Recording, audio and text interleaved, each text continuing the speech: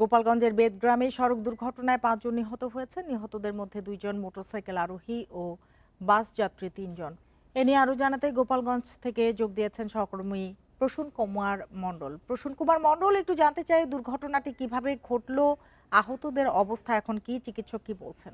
গোপালগঞ্জের Bedgram bus stand, এটি কিন্তু একেবারে চাঞ্চল্যকর একটি বাস স্ট্যান্ড। এখানে প্রচুর পরিমাণে গাড়ি চলাচল করে এবং ঢাকা খুলনা মহাসড়কের একটি ব্যস্ততম বাস স্ট্যান্ড বললেই চলে। এই সড়ক দিয়ে জিগজ্যাগ দিয়ে যাচ্ছিলেন 2 মোটরসাইকেল আরোহী।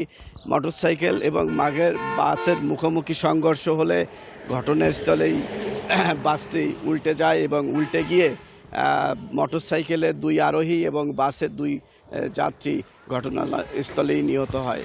আহত হয় 25 জন। এই আহতদের গোপালগঞ্জ মেডিকেল কলেজ হাসপাতালে নেওয়া হলে একজনকে মৃত ঘোষণা করে। এই নিয়ে মৃতের সংখ্যা দাঁড়িয়েছে 5। তবে মৃত ব্যক্তিদের এখনও নাম পরিচয় পাওয়া যায়নি।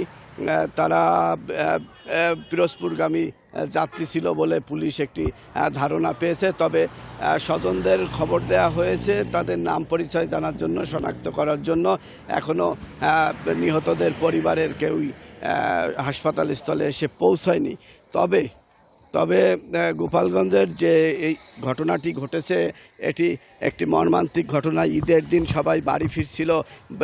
বাড়ি ফেরার কারণে এই পরিবহনে গাড়িটি নাকি দ্রুত চলছিল এবং ওভার স্পিডে চলছিল। মোটরসাইকেলটিও কিন্তু ওভার স্পিডে চলছিল। এটি স্থানীয় এবং যাত্রীদের সূত্রে আমরা জানতে পেরেছি। আহতদের চিকিৎসা দেওয়া হচ্ছে। আহতরা গোপালগঞ্জ মেডিকেল কলেজ হাসপাতালে ভর্তি রয়েছে, তারা চিকিৎসা নিচ্ছে ওখানে। তাদের স্বজনদের খবর দেওয়া হচ্ছে। তবে সড়কের যান চলাচল এখন স্বাভাবিক রয়েছে। এই ঘটনাকে কেন্দ্র করে পুলিশ, ফায়ার সার্ভিস এবং জেলা প্রশাসন, পুলিশ প্রশাসন এবং স্থানীয় সংসদ সদস্য, গোপালগঞ্জের 2 আসনের সংসদ সদস্য ঘটনাস্থল পরিদর্শন করেছেন। তারা আগামীকাল মালিক সমিতি এবং শ্রমিক সমিতির সাথে বসে তাদের কি করণীয় এই নিয়ে একটি মিটিং করবেন বলে আমাদের জানিয়েছেন। তবে নিহতদের পরিচয় আমরা এখনও জানতে পারিনি। আহতদের সুচিকিৎসা চলছে বলে মেডিকেল সূত্রে আমরা জানতে পেরেছি। এই ছিল গোপালগঞ্জের সড়ক দুর্ঘটনা নিয়ে আমার কাছে সর্বশেষ। প্রসূন কুমার মণ্ডল, আপনাকে অনেক ধন্যবাদ।